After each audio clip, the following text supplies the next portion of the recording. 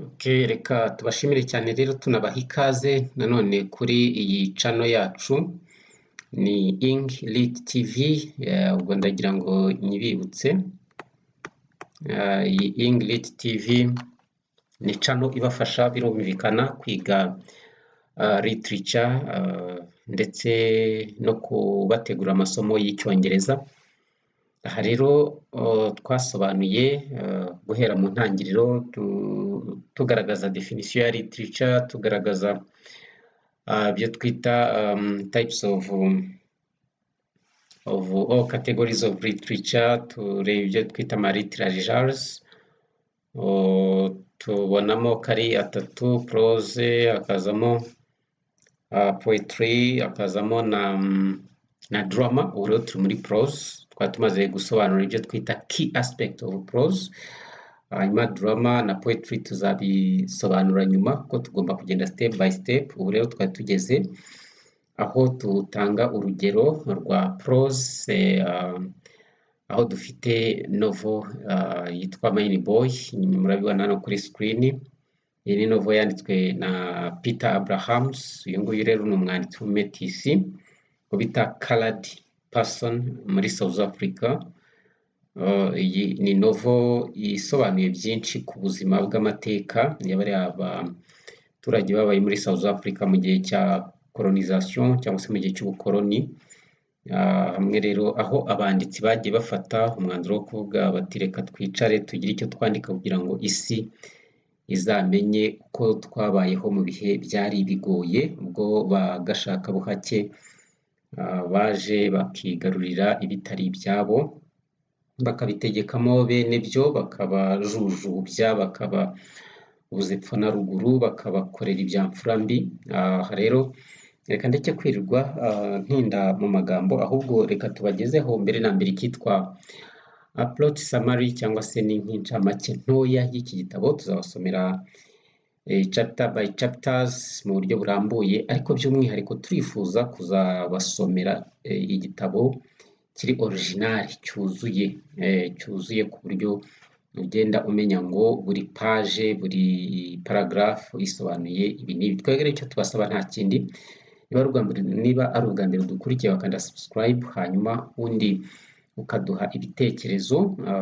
Urabona handitseho literature 2018. Ibyo ntibigutera ikibazo ngo nuko turi 2024 na 2025 bizakomeza gutya, ariko there is no change. Ibyanditswe uyu munsi n'ubundi no mu myaka 100 bizaba bikiri bya bindi, kereka nihagira impinduka zagenda zibaho, natwe tuzarushaho kugenda tuba updatinga.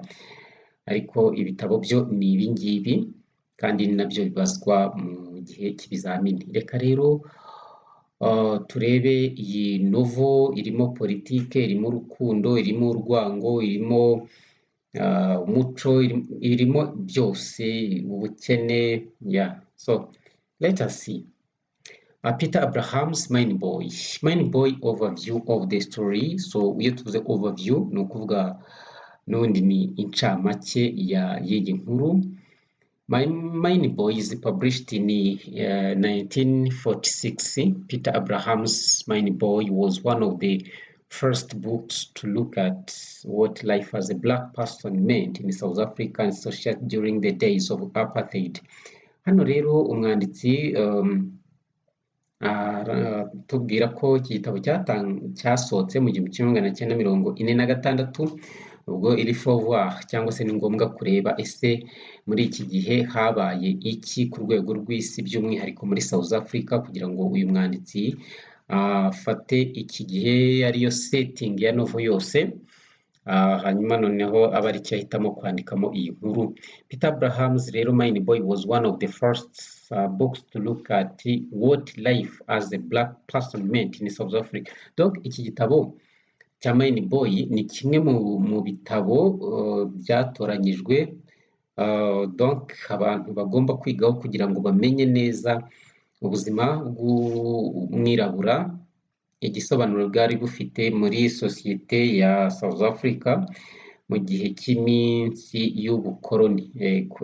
Mbese muri make igitabo kiduha ishusho y'uburyo umwirabura yarabayeho muri kiriya gihe cy'ubukoloni, aricyo hiswe apartheid ni ivangura rishingiye ku ibara ry'uruhu, nicyo twakwita racial segregation or racial discrimination. So reka rero turebe. The book's main character Xuma is a man in transition. So rero umukinankuru mukuru main character twarabibonye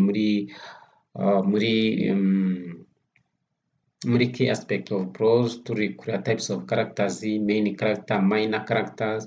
So rero muri iki gitabo Xuma ni umukinankuru mukuru, akaba ari umukinankuru ugaragaza impinduka. He leaves his home in the north to go find work in the big city of Johannesburg, the gold mines. Uyu mukinankuru rero ni umusore yaje kuva mu rugo muri north ya South Africa, hanyuma noneho aza gushaka akazi mu mujyi mukuru ari wo Johannesburg cyangwa se Johannesburg, ni capital city ya South Africa. Akazi yaraje gushaka rero, urabona ko yaraje gushaka akazi ka gold mines cyangwa se ko gucukura zahabu. He ends up in Malay camp, a pub for blacks. Hano rero mu kuza hano muri South Africa yaraje ashyikira muri Malay camp. Hano rero bakavuga ko ari pub, ari pub for blacks.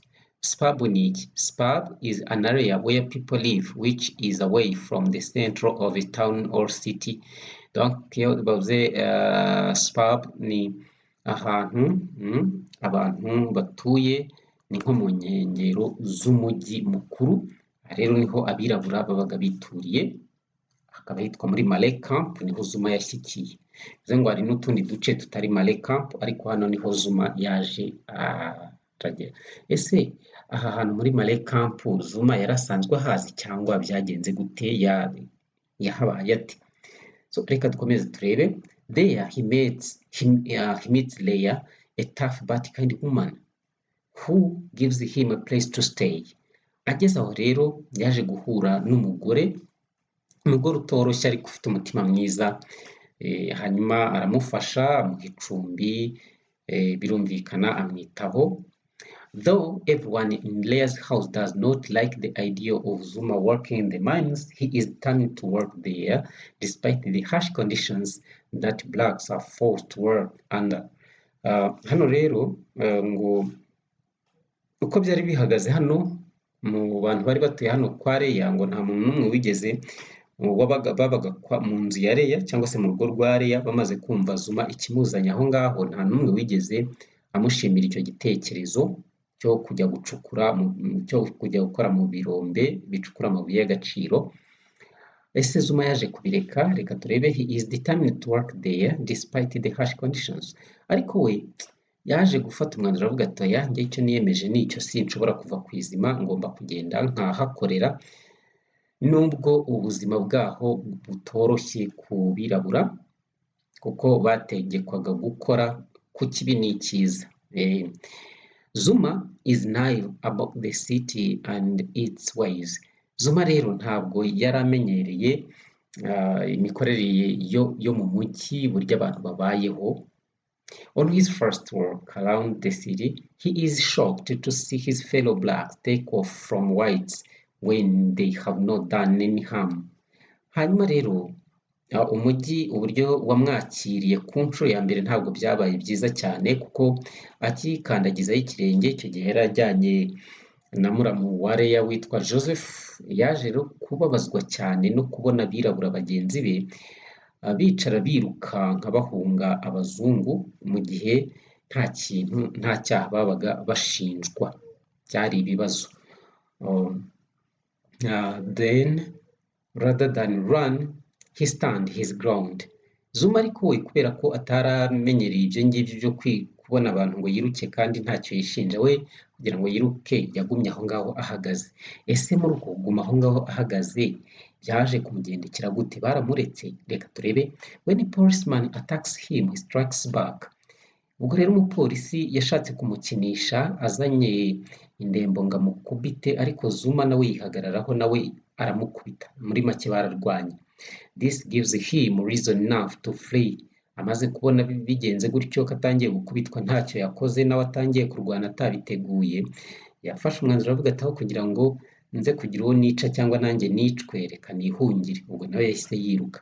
His friends call him a fool because of his naivety.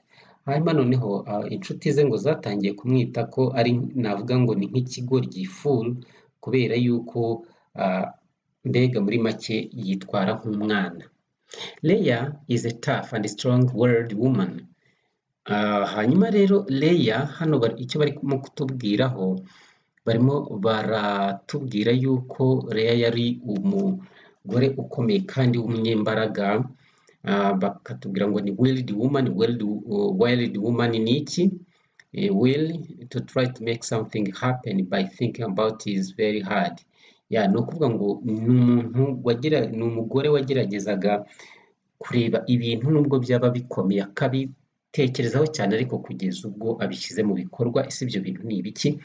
So now unapologetic but about her way of life. So ni ukuvuga ngo rero yari umugore mu by'ukuri utekereza, ufite ibitekerezo ku buryo we yabonaga aho abandi batinye akaba ari we ugira gute, akaba ari we akaba ariho we ashora, kandi mu byo akora ntabwo yigeraga yicuza cyangwa se ngo abisabire imbabazi. Uburyo yari abayeho bwari uburyo bwe, ku buryo yumvaga ko ari bwo bumukwiye, atagomba kugira uwo ari we wese yabusabira imbabazi wenda ngo hari amakosa yakoze. She brews to make alcohol. Ni ukuvuga ngo yengaga inzoga, something illegal for blacks but not for whites. Ibi bintu rero byo kwenga inzoga akanazicuruza byari byemerewe abazungu, ariko abirabura oya, ntabwo ariko byari bimeze. Urumva ko yari umwihanduza acuma mu yandi magambo. When other women, bootleggers in her camp, are arrested, Xuma feels bad because Leah did not want them. Hanyuma hari abandi bagore nabo bajyaga bakora nk'ibyo yakoraga, ariko byaje kurangira bafunzwe. Xuma rero ngo ntabwo yaje kubyishimira kuko Leah ntabwo yigeze ababurira. Hanyuma se Leah yabwiye iki Xuma? To which Leah says, life is so in the city. Leah abonye Xuma atangiye gusa naho bitamuguye neza, Leah yaramubwiye ati rero ubuzima ni uko bumeze hano mu mujyi wa musore we, ni uko tubayeho, ni ukuvuga buri wese acunga izamu rye. Among the other people that live in Leah's household are Johannes and Daddy, both of whom find their solace in taking liquor. Aha rero Leah ntabwo yabanaga wenyine, ntabwo yabanaga n'abandi bantu aho ngaho, harimo witwa Johannes na Daddy. Aba rero ngo baboneraga ibyishimo mu gufata alcohol cyangwa se inzoga, bityo bagasinda bakirengagiza kahise. Xuma falls in love with Leah's niece Eliza, who is a teacher and dresses like the white folks. Xuma rero nk'abandi basore bose nawe yageze aho ngaho yumva agatima gakeneye gukunda. Byaje rero kurangira akundanye n'umwisengeneza wa Leah ariwe witwa Eliza. Uyu Eliza akaba rero ngo yari umwarimu, yiyambarira mbese nk'abantu b'abazungu, birumvikana yumvaga ari umuntu uri civilize cyangwa se wateye imbere. She loves Xuma but because she has a passion for the white men's things, wants someone who speaks like them, she runs away, leaving him bitter. Byaje rero kugenda gute? Xuma baje gukundana, bamaze gukundana rero ariko uyu mukobwa ngo ntabwo yakundaga Xuma, yakunze Xuma ariko kubera yuko yari afite inyota yo kwiberaho cyangwa se yo kwikundira abantu bameze nk'abazungu cyangwa se abazungu ndetse n'imitungo yabo, agakenera n'umuntu ushobora kuvuga icyongereza nk'uko bakivuga. Byaje kurangira yeretse Xuma igihandure, aramusiga arigendera. Hanyuma Xuma asigara mu bubabare, birumvikana ko yari abuze inshuti yakundaga kizubazuba, Eliza. Abandoned Xuma turns to Maisie, who love he had earlier turned down. Hanyuma rero hari undi mukobwa wari warabanje kumwereka nyamara ko amukunda, ariko Xuma amurenza ingohe gati ntabwo we nagukunda ndi kureba ririya zuba ryaka Eliza. Hanyuma rero byaje kurangira Eliza amweretse ko atari type ye cyangwa se atari ku rwego rwe, biza kurangira amujugunye. Xuma rero aza kubona ko nyamara wa wundi wamukunze mbere ari we witwa Maisie ari we ashobora kugira gutya akajya kuririraho, nuko birangira rero amukunze. The mind's Zuma's strength makes him a successful mine boy, a boss boy for one of the mine supervisors, Buri Wese, and the red one, or the red one, as Zuma calls him. Rero hano Zuma yageze aho nyine akazi arakabona, ariko kubera akoranye umurava n'imbaraga nyinshi cyane byaje kumugirira akamaro, kuko baje kumuha itsinda ayobora, hanyuma ahabwa agatitire ka boss boy. Hanyuma noneho rero ninde waje kumugirira icyizere? Ni Buri Wese cyangwa se the red one nk'uko Zuma yamwitaga.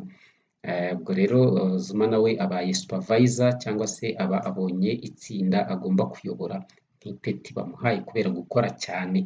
So rero hard working pays, iyo ukora cyane ko byagenda kose urahembwa. Buri is considerate and understanding, and despite his not being black, he becomes friends with Zuma. Buri rero ndagira ngo babwire ko yari umuzungu, ariko ari umuzungu ushyira mu gaciro, wumva ibibazo by'abantu n'agaciro ko kuba umuntu mbere y'uko uba umuzungu cyangwa uba umwirabura. We icyo yahaga agaciro cyane ni ukuri ikiremwamuntu. So rero nubwo atari umwirabura, byaje kurangira abaye inshuti na Zuma y'amagara. To Buri, a man is money first and then color comes second. Ku bwa Buri rero we yaravugaga ngo umuntu ni umuntu mbere na mbere, hanyuma iby'ibara biza ku cyiciro cya kabiri. Muri make ntabwo umuntu agomba kubakira ku ibara ry'uruhu, ahubwo agomba kubakira kuba umuntu ari umuntu. But as Zuma soon realizes as a black man, he remains a second-class citizen under the apartheid regime. Ariko Zuma nubwo yakomezaga kugenda ahumurizwa n'uyu Buri, byarangaga Zuma akareba akabona n'ubundi ni umwirabura, kumva we araza muri second class citizen, ni ukuvuga ngo aba mbere ni abazungu, akaza ari uwa kabiri. Kubera iki? Kubera iri vangura bakorerwa rishingiye ku ruhu. After an accident in the mines that takes the lives of Johannes and other miners, Buri and Zuma led the strike together with the mine boys when they are forced to work before the place is repaired. Hano rero muri uko gukora bacukura amabuye y'agaciro byaje kugira igihe haba ikibazo gikomeye cyane, haza kubaho accident. Hanyuma noneho iyo accident yabayeho yaje kugaragaza ko abazungu batitaye ku birabura, kuko baje kubategeka gukomeza gucukura amabuye y'agaciro kandi nyamara ahantu ntabwo hari hameze neza. Haje no gupfiramo umugabo witwa Johannes, hapfiramo n'abandi bagabo bacukuraga amabuye y'agaciro. Johannes yari inshuti ya Zuma cyane, yari umwirabura. Haje gupfiramo na Chris, umuzungu witwa Chris. Hanyuma rero ubwo ngubwo byaje kurangira rero Buri na Zuma bishyize hamwe bahita bayobora imyigaragambyo kugira ngo aba black miners batongera gusubira muri akazi ko gucukura amabuye y'agaciro, ko babonaga ko n'ubundi accident ishobora kongera kuba bose bakahashirira. Rero ubundi icyo basabaga ni uko aho hantu hagombaga kubanza gutunganywa, hagasanwa, hanyuma abantu bakajya gukorera muri condition iri sikirize cyangwa se ifite umutekano, ahantu hari strong hakomeye nta kibazo. Ariko abazungu bo aba white managers ntabwo bari babyitayeho. Niko rero gufata umwanzuro, Buri na Zuma bayobora imyigaragambyo, barigaragambya karahava, ariko ari imyigaragambyo y'amahoro ko ntawe bakubise, nta n'icyo bigeze bangiza. Then let us proceed. Ese byaje kubagendera gute? Byaje kubagendekera gute? It is the incident that makes Zuma understand the real meaning of being a man first and the color next, as all the workers join hands and put their differences aside. Aha rero nibwo Zuma yaje kwitegereza koko ashyira ubwenge ku gihe, kubera ibi byago byari bibaye. N'ubundi ngo a friend in needs is a friend in deeds, inshuti nyanshuti yibonera mu byago. Nibwo rero iyi accident yabaye, hanyuma muri iyi myigaragambyo yahuje umuzungu padi n'abirabura harimo na Zuma, nibwo Zuma yaje kwemera ko ibyo uyu padi yamubwiraga ari byo koko, ko icya mbere kuba umuntu ni ukuba umuntu mbere na mbere, hanyuma iby'ibara bikaza nyuma. Nuko abakozi bose bari aho b'abirabura n'umuzungu umwe padi nyine bahuza ibiganza, bahuza ibitekerezo, hanyuma bashyira ibyabatandukanyaga ku ruhande, bose bibona nk'umuntu umwe, hanyuma baharanira uburenganzira bwabo bwo kudakoreshwa ibintu bishobora kubashyira mu kaga harimo no gupfa. Aha rero iyi story irahari rwose irambuye, nababwiye ko tuzayibasomera. Iyi yari plot overview, ariko ni incamake ishobora kugira gute mbere na mbere kubumvisha iby'ingenzi bikuye muri kino gitabo, ibindi rero tuzabibagezaho. So as a conclusion, this is a melancholic story that paints a picture of resilience in the face of numerous setbacks and unfair laws. Hanyuma rero iyi ni story mu by'ukuri isa naho irababaje, iri melancholic, hanyuma igaragaza rero ifoto y'umuntu ushaka guhatana kugira ngo azagire ubuzima bwiza. Resilience nicyo bisobanuye, guhatana kugira ngo urebe ko waca mu bibazo ukabitsinda ukabishyira ku ruhande paka ugize ubuzima bwiza. In the face of numerous setbacks ni obstacles cyangwa se ibisitaza. Nubwo umuntu agenda ahura n'ibisitaza byinshi and unfair laws, ndetse n'amategeko atamuha uburenganzira, ariko umuntu akagerageza kureba uburyo yahatana kugira ngo agire icyo yageraho mu rwego rwo guhindura ubuzima. Ibyo rero ni ibintu bibaho. Zuma yaje ashaka ubuzima bwiza, ariko ahura n'ibisitaza byinshi. Nta kundi niko ubuzima bw'isi bugenda. As the French philosopher Jean-Jacques Rousseau 1712-1778 put in, a man is born free but everywhere in chains. Hanyuma rero hari umwanditsi w'umuhanga n'umufilozofe witwa Jean-Jacques Rousseau, uyu n'umufaransa, yabayeho mu 1912 n'igihumbi 1778. We mu gitabo yanditse hari aho yavuze ati rero mu by'ukuri umuntu avuka yigenga, yumva afite uburenganzira bwose bwuzuye, ariko ikibazo aho agiye hose ujya kubona ukabona hari ibimuzirika. Ngayo nguko. After all, what has color got to do with the personality? Hanyuma se ubundi muri rusange kuvuga ni ugutaruka. Ubundi kuvuga ngo umuntu arasa gutya, areshya gutya, yavuga gutya, bihurira hehe n'ubumuntu bumugize? Bihurira he n'imyitwarire ye? Bihurira he n'akamaro yagirira sosiyete? Bihurira he n'ubumuntu bumugize? Ushobora gusanga umuntu ari mugufi, ariko ugasanga ni umuntu mwiza muri personality ye, ni umuntu w'ingirakamaro ukeneye muri sosiyete. Ushobora gusanga umuntu ni muremure, nawe ugasanga nuko, ugasanga umuntu arananutse nuko, ugasanga umuntu arabyibushye, ugasanga umuntu aracyari mutoya n'umwana, ariko ukabona arakeneye muri sosiyete, ni mukuru n'umusaza. So rero hari n'abandi bavuze ngo don't judge the book with its color. Wireba igitabo uhite ugicira urubanza, wenda uvuge ngo ni cyiza cyangwa se ni kibi kubera uburyo gisa, kubera igifuniko cyacyo. Ahubwo wowe gerageza ubanze usome icyo gitabo, numara kugisoma ubone kugicira urubanza uvuga uti iki gitabo nta kintu kirimo, nta igihe ngisoma, aho kugira ngo ukijugunye utaranasoma ibirimo. So rero Umunyarwanda niwe wavuze ngo ntukajye uta agapfunyika utabanje kugapfundura ngo urebe ikirimo imbere. Rero ntukajye ureba umuntu uko asa, uko ameze ngo uhite umucira urubanza wumve ko nta kintu amaze. Oya, ibyo ngibyo ni ukwibeshya cyane. Rero aya masomo ya literature turi kubagezaho ni amasomo yateguwe kandi agenda ashyirwa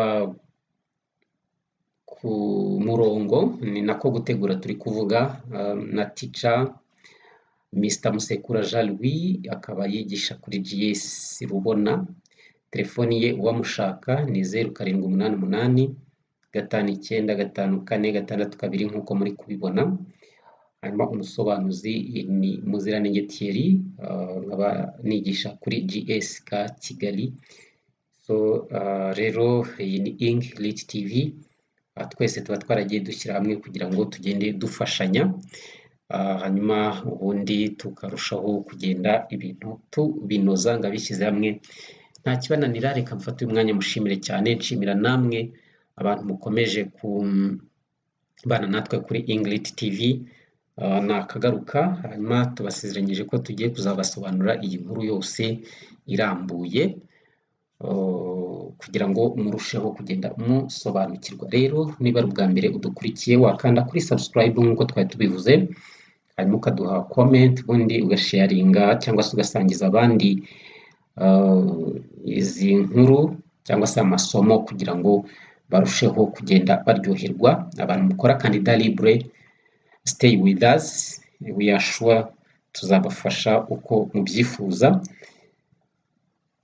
Nuko murakoze cyane, Imana ikomeze ibane namwe.